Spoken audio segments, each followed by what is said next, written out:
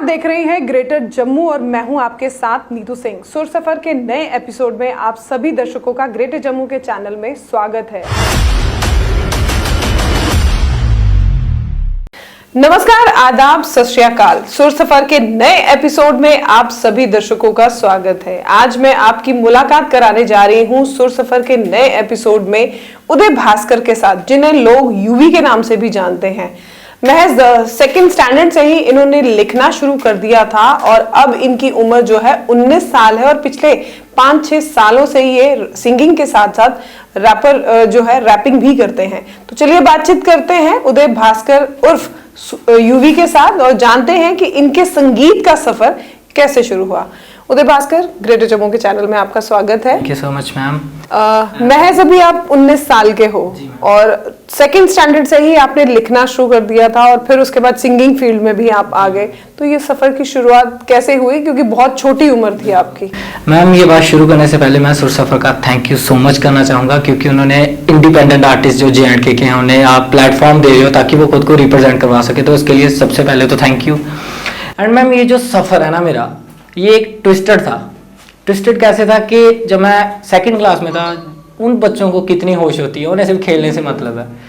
इसकी एक स्टोरी है कि मेरे भाई जो है वो उस टाइम कॉलेज जा रहा था चंडीगढ़, और क्या हुआ कि वो जाते जाते उन्होंने मुझे बस एक चीज़ कहा, यार ये एक आर्टिस्ट है, इसको चेक कर। देन मैंने सबसे पहले सुना बोहेमिया को। जब मैंने बोहेमिया को सुना तो रैप मेरे लिए एक नया वर्ड था। मैंने उसको सुना, मैं सुनता गया, मुझे पसंद नहीं था बट सुनने में अच्छा लगा क्योंकि एक नई म्यूजिक था। फिर जब मुझे उसमें इंटरेस्ट बना, देन उसके 6 महीने बाद मुझे आज तक याद है, मैंने रैप को लिखना शुरू किया, टूटा फूटा, धीरे धीरे पत्थरों से हमने मकान बनाया। देन उसके बाद जो है मैं रैप लिखता रहता था। अब मैं 19 साल, जब मैं 17 का हुआ तो मैंने एक दिन स्टोरी डाली इंस्टाग्राम पे। मैंने कहा कि दोस्तों मैं रैप वगैरह करता हूँ और क्या मैं वो रैप यूट्यूब पे डालूं। और उस टाइम अपने यूट्यूब चैनल पे रिएक्शंस वीडियो डालता था, तो लोगों ने कहा हाँ अगर आप कर सकते हो तो आप करो। अब मैंने कहा ठीक है, बट प्रॉब्लम थी कि मेरे पास स्टूडियो नहीं था, मैं कैसे उसको अपलोड करता, और ना ही फैमिली, खास करके हमारी फैमिली इन चीज़ों में सपोर्टिव ही नहीं है।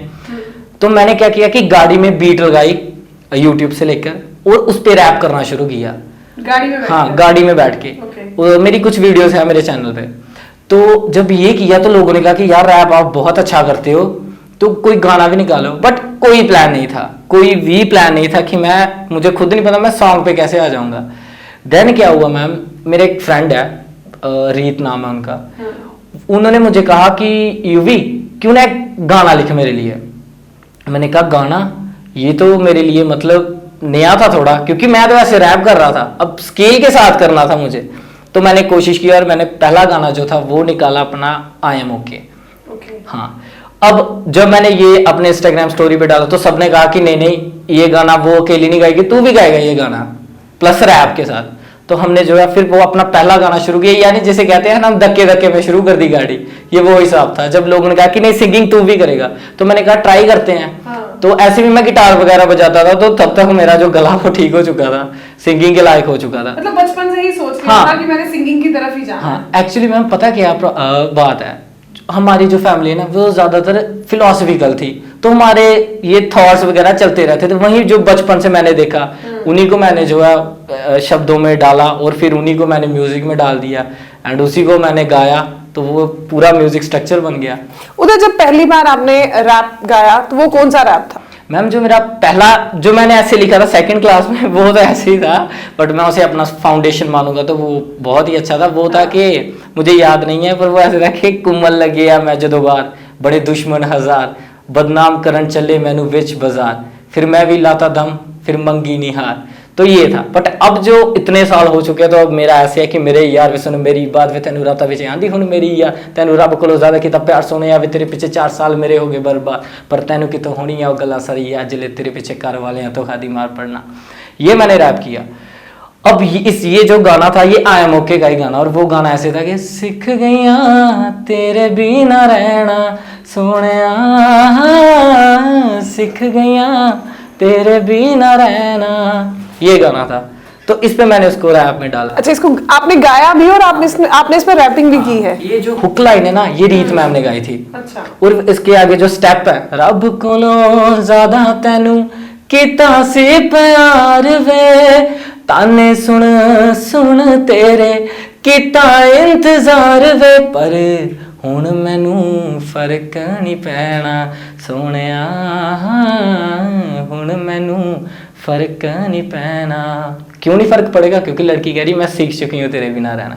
फिर इस पे मैंने रैप किया कि रैप क्या था इस पे? कि मेरे यार वे सुन मेरी बात, तेनू राता विच आंदी हुण मेरी यार। अब वो लड़की से पूछ रही है कि तुझे रात को आती है यार, तेनू रब कोलों ज्यादा कीता प्यार सोने आवे, तेरे पीछे 4 साल मेरे हो गए बर्बाद, पर तेनू किथों होनी है वो गला सारी यार, जिले तेरे पीछे कार वाले तो खादी मार। अब ये लड़की उस लड़के को पूछ रही है, और यही मैंने रैप में बताया हुआ है। तो फैमिली ने कभी इसके का विरोध किया कि क्या इस फील्ड में चले गए हो, पढ़ाई करो, कहीं जॉब करो, अच्छी जगह सेटल हो जाओ? बिल्कुल मैम, ये तो होता ही है, बट जब तक हम उन्हें कुछ करके प्रोडक्टिव करके नहीं बताएंगे तब तक वो मानते, तब तक तो कोई भी नहीं मानता। इसलिए खुद पे यकीन है कि करके बताऊंगा तो वो मैंने करना है। तो यानी कि ये मानते हो कि जब तक मेहनत ना करो तब तक आपको कुछ नहीं मिलता? ये तो मैम यूनिवर्सल लॉ है, जब तक हम मेहनत नहीं करेंगे तब तक वो चीज हो ही नहीं सकती, है ना।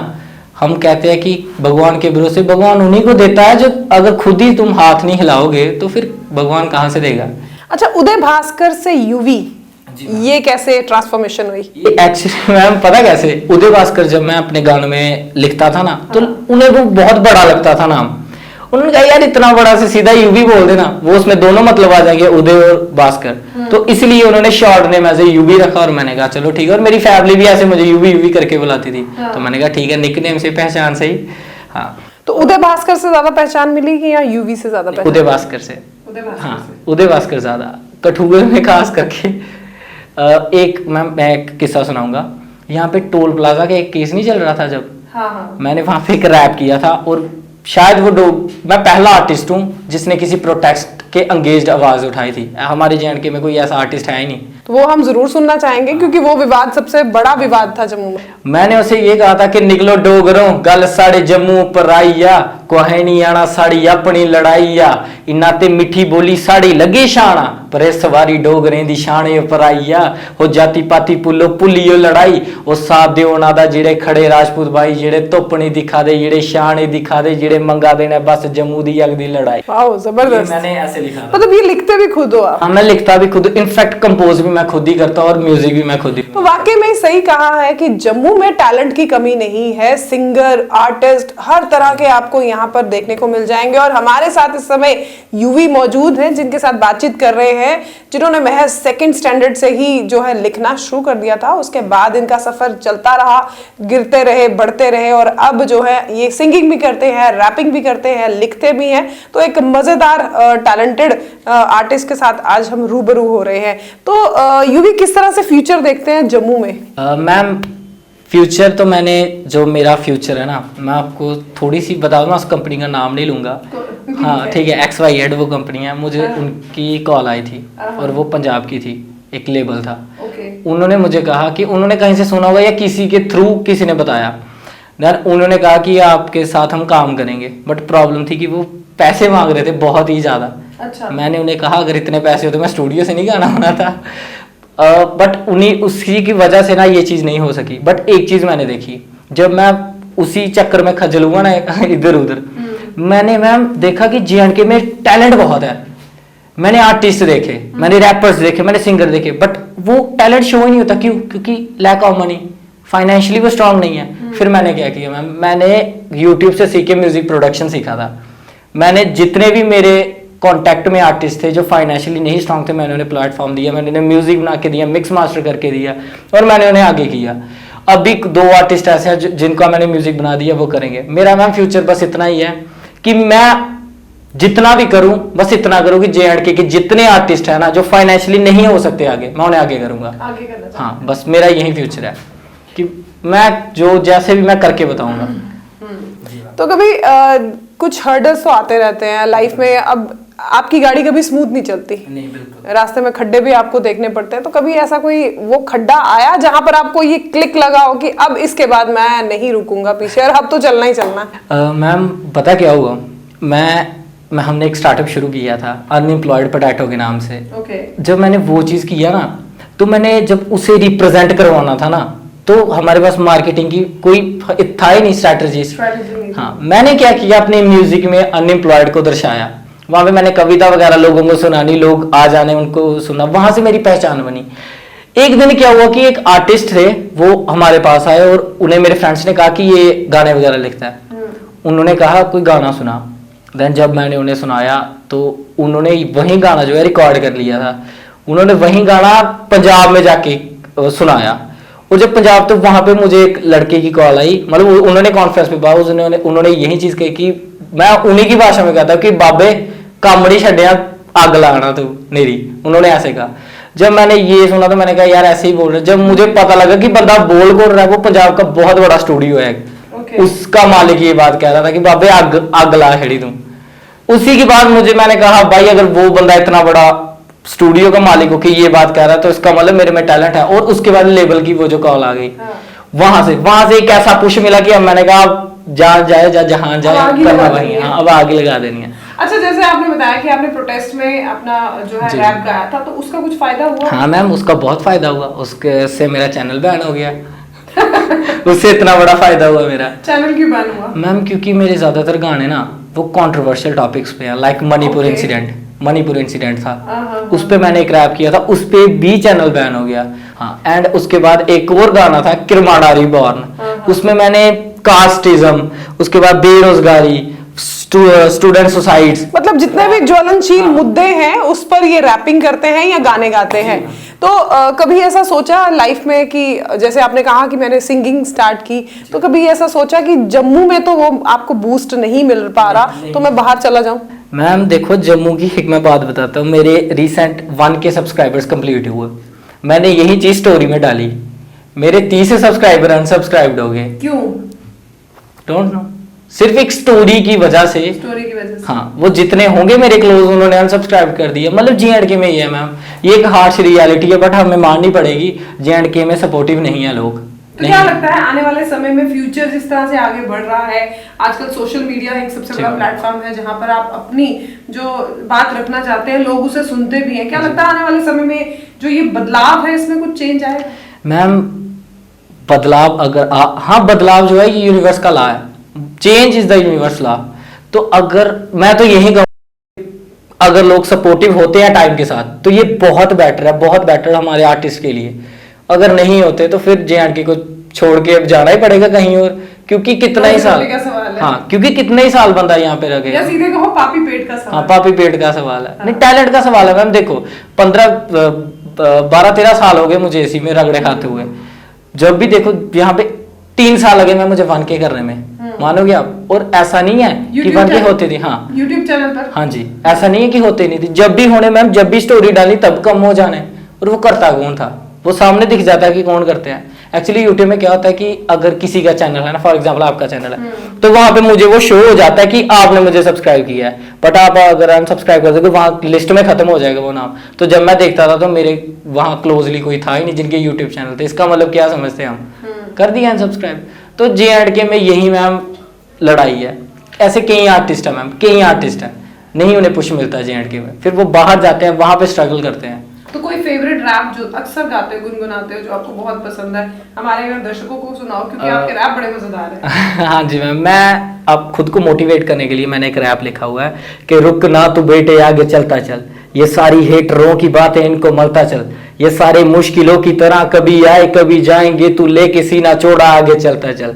ये सारे खाली सी किताब हैं, ये लोगों को दिखाएं क्या, ये खुद सीखते हैं, ये तुम्हें दिखाएं क्या। 0 नंबर पेपर का कभी फ्यूचर बताता नहीं, जिसने जीतना होता बेटे बहाने बनाता नहीं। तो रुक ना कभी, थक ना कभी, तू रख हौसला, उनके आगे झुक ना कभी। ये जंग का मैदान है, तू जीत के बताएगा, तेरी हार का ऐलान है, तू जीत के दिखाएगा।